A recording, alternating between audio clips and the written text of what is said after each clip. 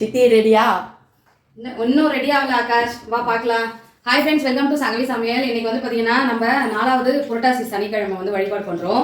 நம்ம வீட்டில் வந்து தலிகை போடுறோம். கரண்ட் வேறு ஆஃப் ஆகிடுச்சு, மிக்சி வேறு அரைக்க மாட்டேது, ஒரே தொந்தரவுங்க. இப்போ இது வந்து வடைக்கு மாவு அரைச்சி வச்சிருக்கேன். இப்போ நான் என்னென்ன பண்ணியிருக்கேன்னு காமிச்சிடுறேன். ஏன்னா பூஜை பண்ணுறது கொஞ்சம் நேரம் ஆகும்.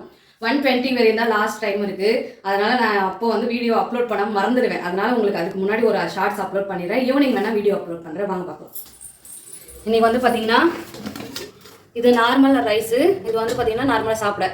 தலிகைக்கு வந்து பார்த்தீங்கன்னா இந்த மாதிரி பச்சரிசி சாதம் பொங்கி வச்சுருக்கிறேன். அதுக்கடுத்து சாம்பார். நான் என்னென்னன்றது நான் அந்த வீடியோவில் வந்து டீட்டெயிலாக சொல்லிடுறேன்.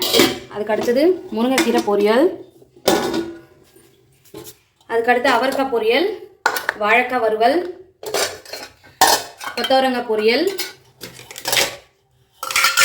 வெண்டைக்காய் பொரியல், அப்புறம் பால் பாயாசம், வடை சுடணும், அதுக்கப்புறம் அப்பளம், அதுக்கப்புறம் வந்து பார்த்தீங்கன்னா மாவிளக்குலாம் ரெடி பண்ணுங்க. அதனால் கொஞ்சம் லேட் ஆகும். இவ்வளோதான் ஃப்ரெண்ட்ஸ், நம்ம வந்து பெருமாளுக்கு தலிகைக்கு ரெடி பண்ணியிருக்கிறோம்.